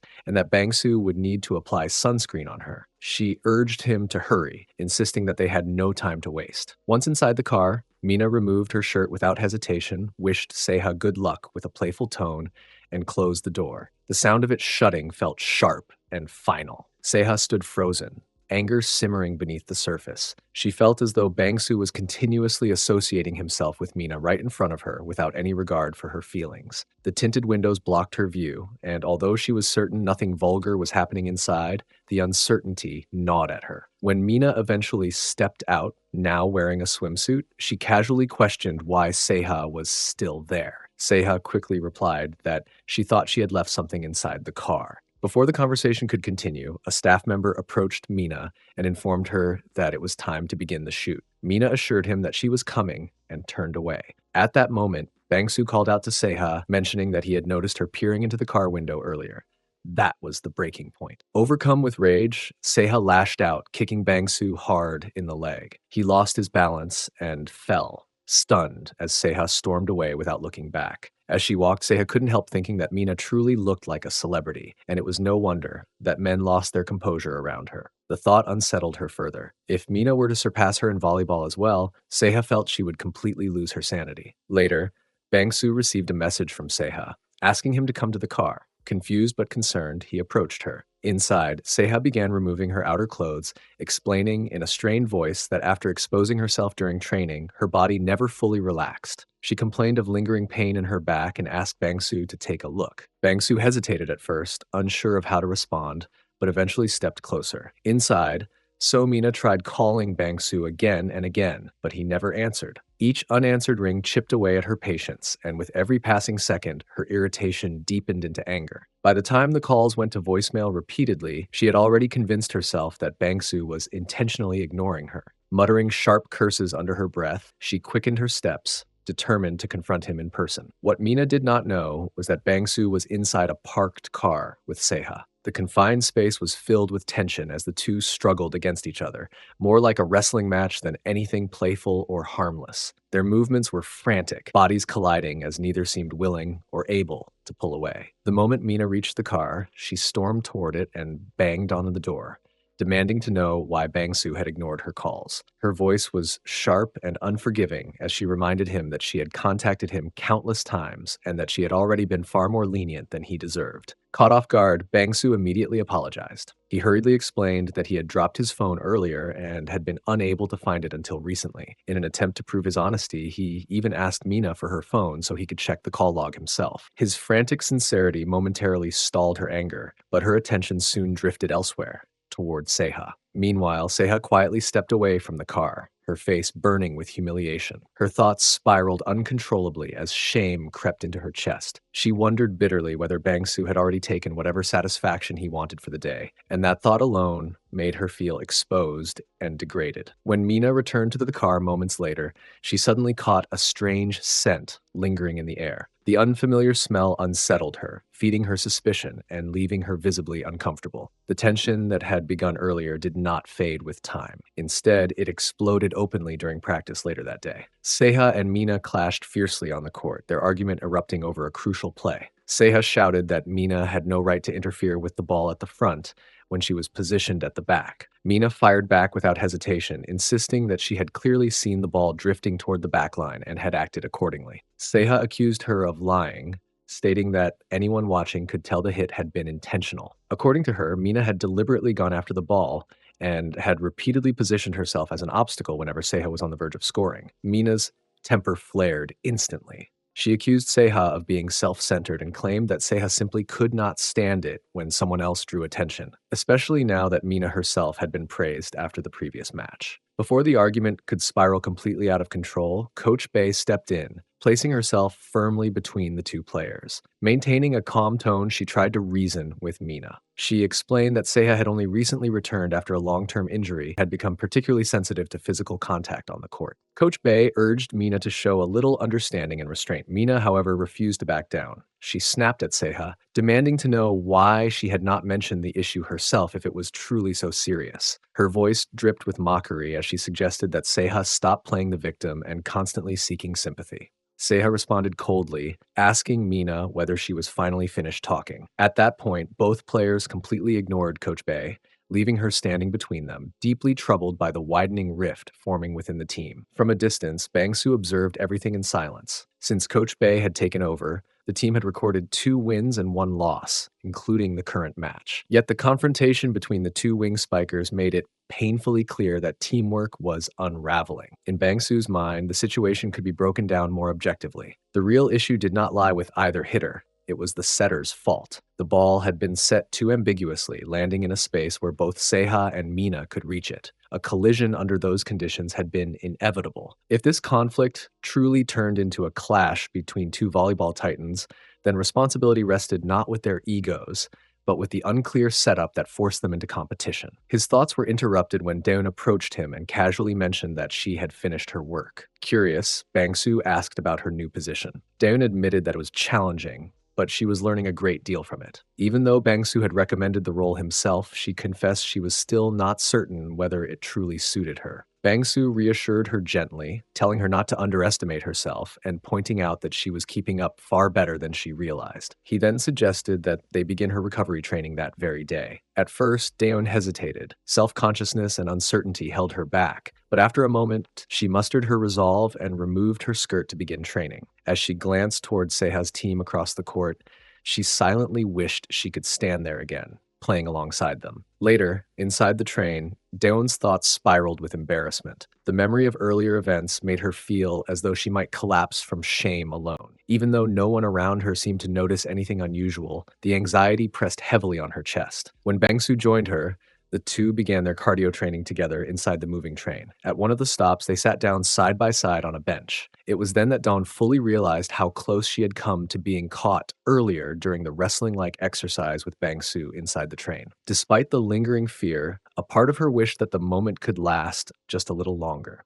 At that exact instant, a system notification appeared before Bangsu's eyes, informing him that he had acquired a new skill. A quiet smile formed on his lips as he absorbed the message. He realized that the ability was part of a synergy, an interconnected effect designed to enhance a player's overall statistics and traits. To Bangsu, it felt less like a simple upgrade and more like the beginning of something far greater, something that would soon reshape everything around him. He had made a kind of progress he himself had not expected. It was not just improvement for the sake of improvement, but the awakening of a new skill, one that aligned perfectly with his innate traits and tendencies. Before he could fully process this development, the system abruptly intervened and assigned Bangsu an emergency quest. The objective of the quest was unusual. He had to console Bae and help ease her fears. The moment the notification appeared, Bangsu was taken aback. What shocked him even more was the nature of the emergency quest itself. Unlike regular objectives, it continuously resets, regardless of whether his main or weekly quests are completed. Worse still, it did not specify any time limit for completion. To make matters more complicated, both his main and weekly quests were now locked. This meant he could not move forward or make further progress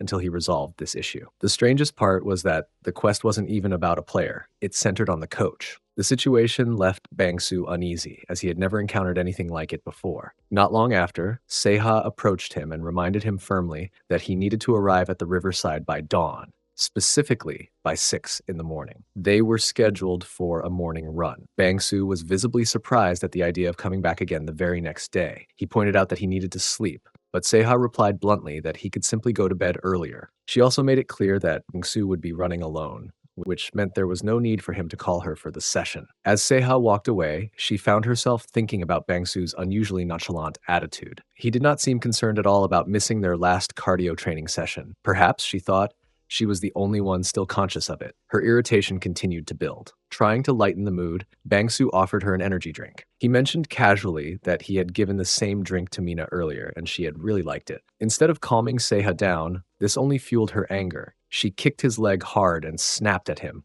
accusing him of drinking that kind of garbage alone. Bangsu, rubbing his leg, could not fully understand her reaction. He assumed that Seaha was merely enduring everything because her mood heavily influenced her performance. Yet, no matter how much he thought about it, he could not grasp why she behaved the way she did around him. Later, inside the VA room, Bangsu knocked on the door and entered after receiving permission. Bae was there, requesting help with analyzing the election, or rather, the evaluation, footage. Deon, who was also present, looked surprised when Bangsu entered the room. In response, Bangsu explained calmly that he had brought the recordings from the last game. As they reviewed the footage, the camera angles made certain flaws unmistakably clear. Bae pointed out that not only this particular situation, but the setter's tosses throughout every game had been unstable and shaky. Bangsu found it reasonable that the coach was present in the VA room, yet he sensed she was trying to fill the role left by the former coach. The responsibility weighed heavily on her. Another staff member asked Bangsu what he thought about the match if the setter's mistakes were excluded from consideration.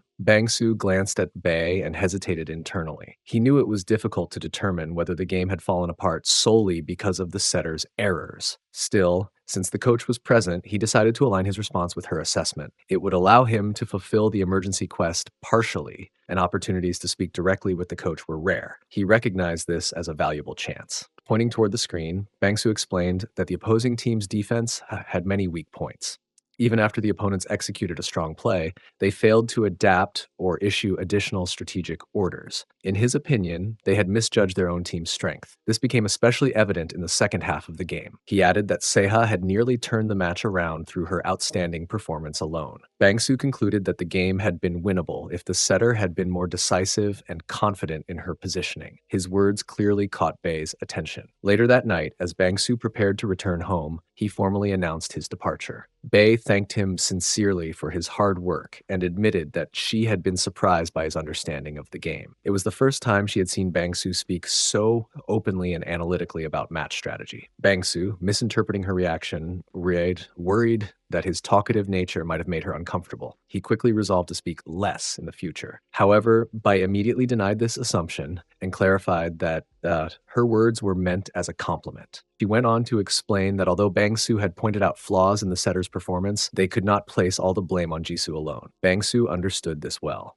He knew how stubborn Seaha and Mina could be, and during moments like those, the coach was supposed to scold and correct them. In reality, it was far more difficult than it sounded. As he reflected on the conversation, Bangsu realized that Bae already knew where the true problem lay, and more importantly, she likely had a solution in mind. Although she served only as an interim coach, she carried herself with the calm assurance of someone convinced that victory was within reach. Bangsu told Bae that the root of the team's problems could be addressed by identifying and removing the player causing disruption. He reflected that even if such a decision meant sacrificing a single game, it might still be worthwhile if it ultimately contributed to the player's long-term growth. To him, the risk felt justified.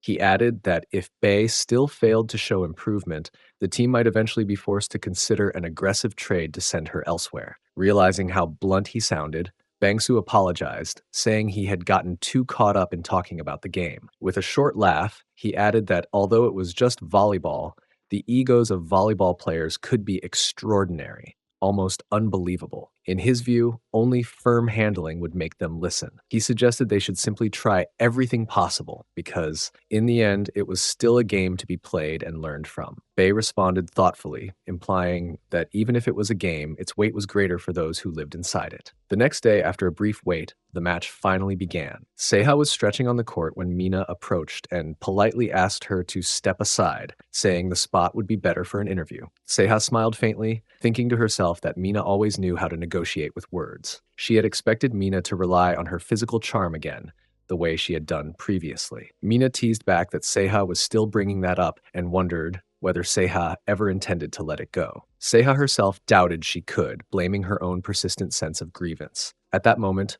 another girl approached them, saying with sincere excitement that it was an honor to play alongside them. It was Deon, who added that she would be under the care of both of them for this match. Meanwhile, Bangsu was speaking with Coach Bae, mentioning that it had been only a month since they had changed the setter position, yet Deon had already made remarkable progress. He admitted he was curious whether it had been their mistake not to give her a chance earlier. Bay's gaze followed Deon on the court just as the commentator announced that the Red Rabbits were successfully blocking the Giants' attacks. Soon, however, the Giants regained momentum and began scoring consecutive points with aggressive pipe attacks, putting pressure on the Red Rabbits' defense. It became clear that a strategic shift would be necessary. Bay realized that their opponents had already read their defensive patterns and called a timeout to adjust. The commentator then announced a player change for the Red Rabbits. Setter Kim Jisoo was being replaced by Ju Dan. The crowd reacted with confusion at the unfamiliar figure, soon learning she had previously played as the setter of the B team. Some spectators murmured that the decision looked like a gamble. Perhaps the team was simply using every card available because they were already behind. A few days earlier,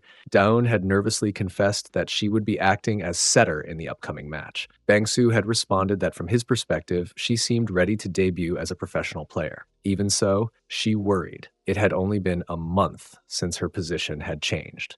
To reassure her, Bangsu placed a comforting hand on her shoulder and told her she was more prepared than she believed. Now, back in the present match, as the ball flew toward her, Din steadied herself and silently reminded her mind and body of the countless hours she had spent practicing without rest. She told herself she could do it. That evening, the scene shifted to a barbecue restaurant. On the television, the news reported that near the end of the fifth set, the Red Rabbits had pulled off a dramatic comeback victory.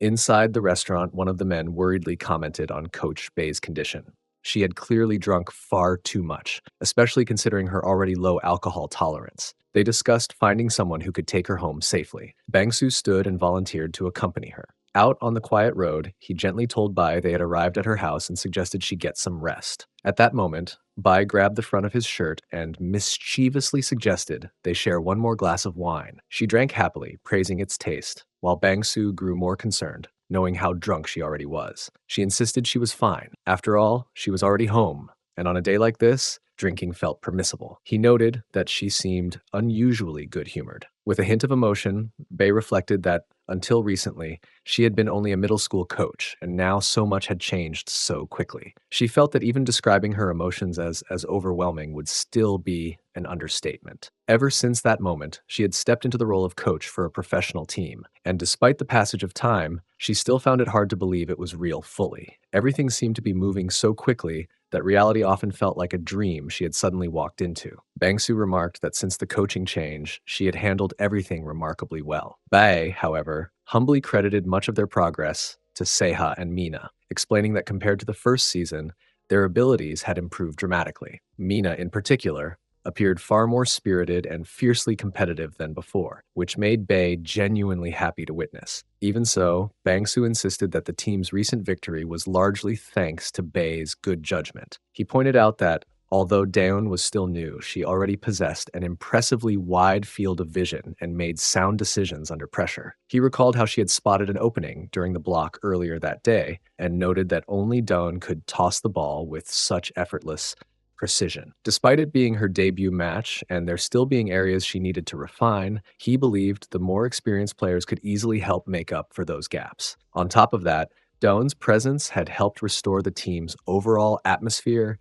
and energy. Bae admitted that, for the first time, her strategies had worked perfectly in a professional match, and she felt that the risk she had taken had truly been worthwhile. Bangsu reflected that although he had helped nurture Deon's skills, it was the coach who had unlocked and directed her full potential. Now that Bae had confirmed her own judgment was correct, all that remained was strengthening her confidence. Yet the greater quest, as he thought of it, remained ahead. Bae then confessed that she felt unusually hot, partly because she had not drunk alcohol in a long time. Noticing the empty wine bottle, she casually offered to open another. Bangsu declined, saying he needed to leave or he would miss the last train. Bae, not wanting the evening to end so abruptly, told him he could simply stay the night instead. There was an extra room available, and they could even share breakfast in the morning. With a playful tone, Bangsu replied that he was worried such a situation might be disrespectful toward her husband. Bae reassured him that their relationship was not inappropriate and that there was nothing wrong with his staying. After having lived alone for many years, she said she would happily accept his yes, and with that she rose and began walking toward her room. Bangsu thought to himself that perhaps this quest was really about helping Bae gain the confidence she still lacked,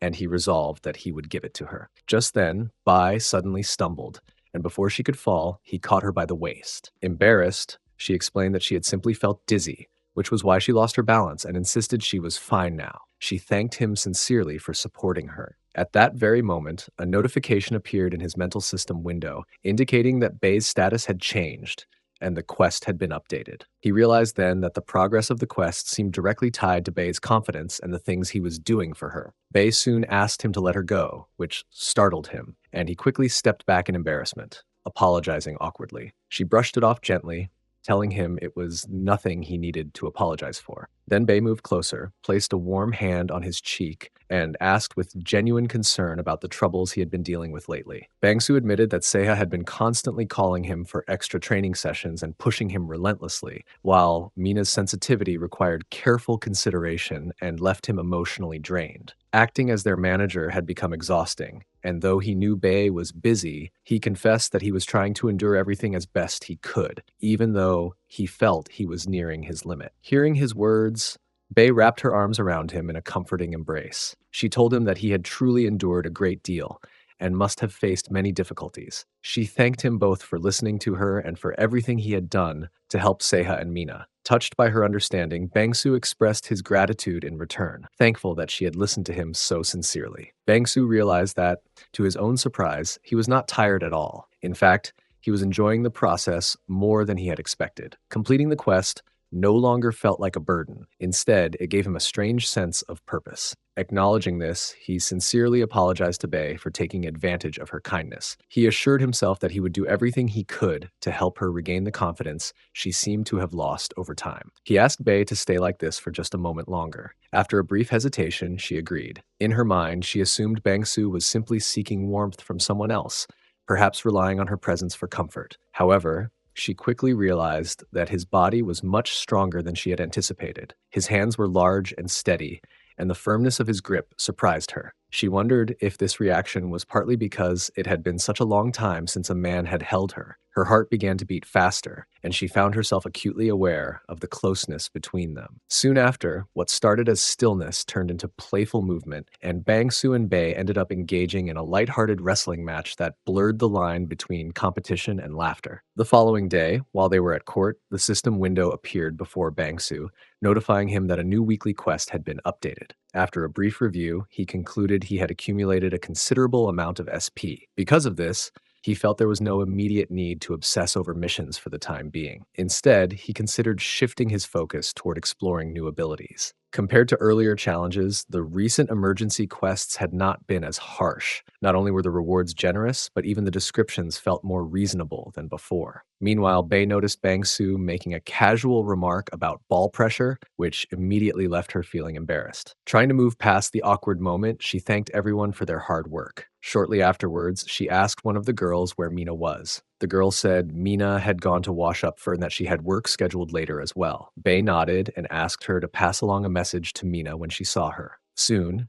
an official announcement was made on the team's behalf. It was revealed that several private photos and videos of the players had been leaked. The statement clarified that the individual responsible had not committed a minor offense. Based on the angles and locations from which the footage had been taken, it was highly likely that a hidden camera had been installed. While the team was actively investigating the issue, everyone else was advised to remain cautious and vigilant. Not long after, Mina discovered a hidden camera in the shower room. By the time the police arrived, they quickly took control of the situation and confiscated the evidence. The entire team was left deeply disappointed and shaken by the incident. Seaha asked about Mina's current status, and the others explained that after consulting the police, they had learned Mina had said she had an important meeting and had taken Bangsu with her. One of the girls remarked that, under such circumstances, she herself would not have been able to remain calm. Mina, however, was different. Later, at the shooting area, Mina thanked everyone for their support. A boy approached her and invited her to the after-party, but she politely declined, explaining that she had something urgent to take care of. As she walked away, she openly expressed her frustration about the perverts surrounding her, calling the person who installed the hidden camera a complete degenerate. Suddenly, a troubling thought crossed her mind. She turned to Bangsu and bluntly asked if he had anything to do with the incident. Bangsu was taken aback, clearly hurt and disappointed that she would even suspect him. Mina then explained that he had been the first person to step forward and help her, which was why she had asked directly. After a moment of silence, she told him that she would trust him this time. Bangsu then asked where she was headed next. wondering if she was going to physical training. Mina replied that she had left early because of her tight schedule. Despite her appearance and the circumstances surrounding her, she reminded him that she was a professional athlete who took her responsibilities seriously.